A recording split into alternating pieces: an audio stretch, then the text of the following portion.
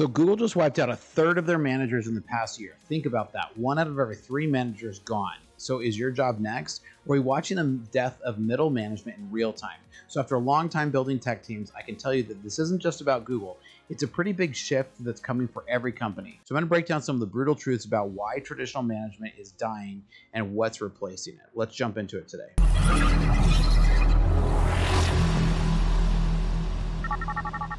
All right, so the management apocalypse isn't coming, it's already here.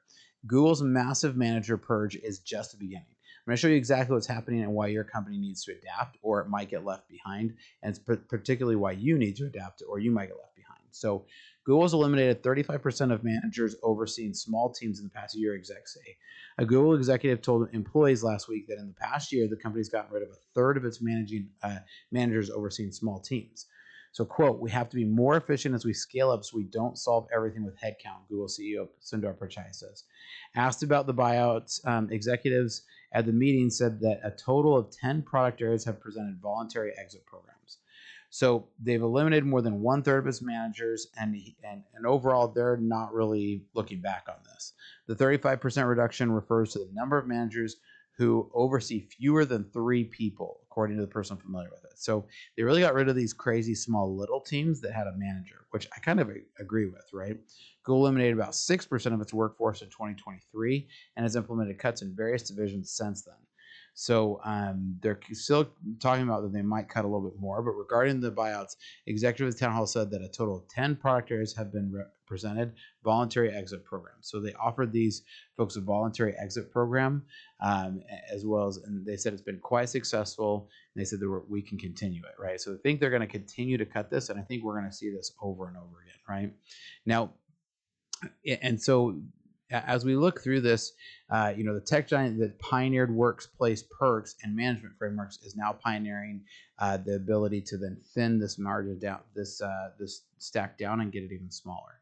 Now, I think a lot of this actually came from just ways that companies are looking to try to drive efficiencies, but a lot of this also came from Paul Graham's founder mode, right?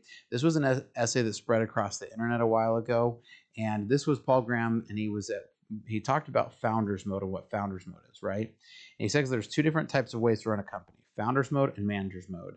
Till now, most people, even in Silicon Valley, have implicitly assumed that scaling a startup means switching to manager mode. But we can infer the existence of another mode from the dismay of founders who've tried it and the success of their attempts to escape from it. So he goes on to talk about some examples here. Like, says, for example, Steve Jobs used to run an annual retreat for what he considered the 100 most important people at Apple, and these were not the 100 highest people on the org chart. Can you imagine the force of what it will take to do this at the average company?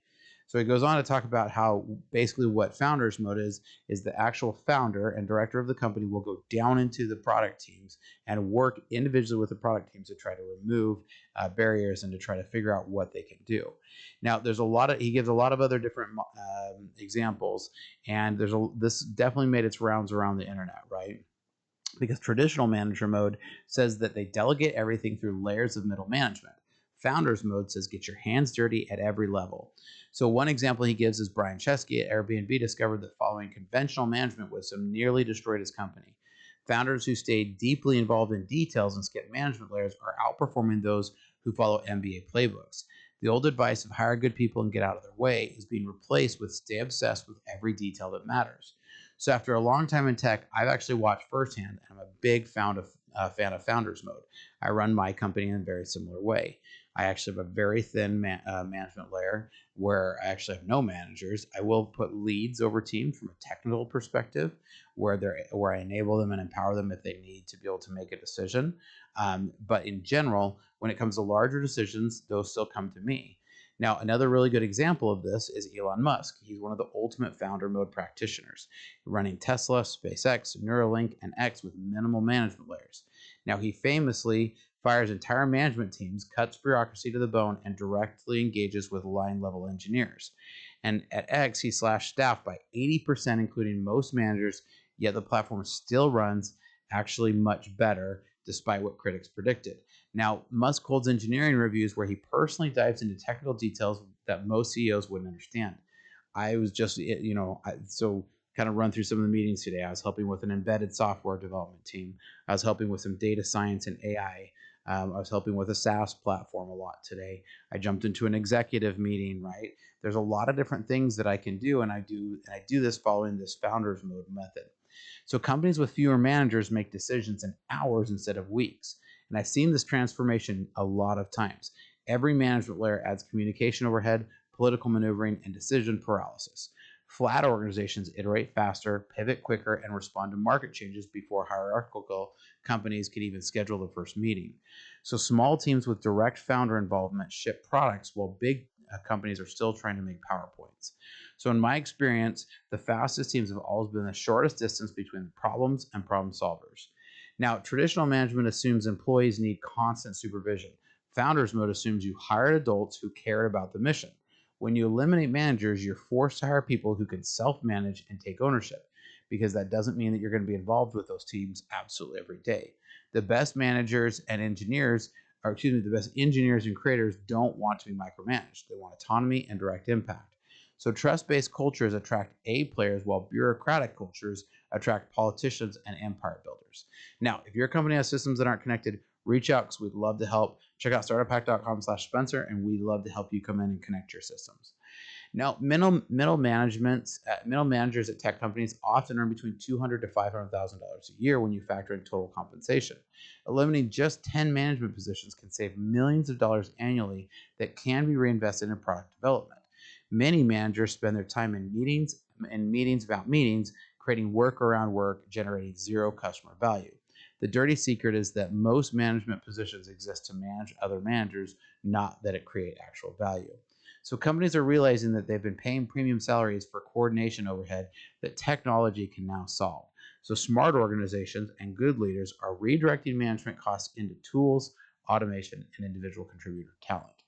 Now, another part of this is remote work exposes how many managers were just expensive meeting schedulers and status reports.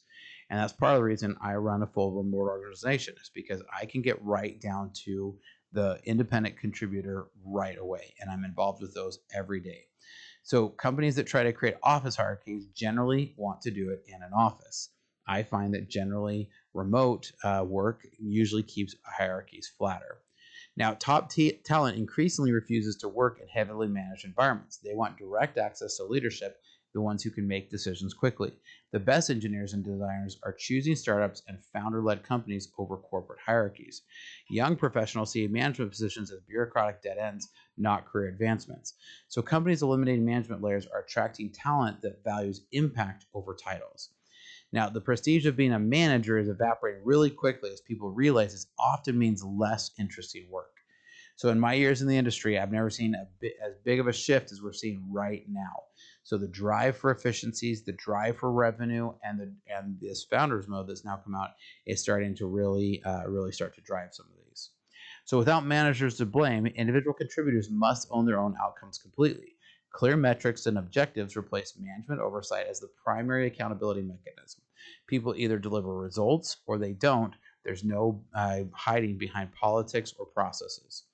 So the most successful implementations give teams full ownership of outcomes, not just tasks. So AI and automation tools are also helping this, right? If I need to write a review for an employee, I can type out bullet points and kick it off, and it can help me refine it and spit that out. There's a lot of other pieces that I can use AI for that I might have required a manager to have somebody go manage for me. So data dashboards also give everybody real-time insights the managers used to have to gatekeep, and now those are becoming faster and easier to put together. Communication platforms enable direct collaboration without management intermediaries. So the fact that I have a lot of people in my organization and I can get right down to the bottom of those right away with communication is something that couldn't have happened maybe 25 years ago. So tools that are enable manager-free operation are improving exponentially, while management techniques remain stuck in the past. So companies eliminating managers must rebuild their entire culture around ownership and autonomy. Decision-making authority pushes down to whoever is closest to the problem, not whoever has the fanciest title. Information transparency replaces information hierarchy. Everyone sees the same data and metrics. Psychological safety becomes critical when there's no manager buffer between you and leadership. Merit and results matter more than politics and relationships. So the future isn't no leadership, it's leadership without bureaucracy. Leaders will be player coaches who contribute directly while guiding strategies. Hierarchies will be dynamic and project driven rather than fixed and permanent. And I do this all the time. Just recently had a problem that came up in my organization.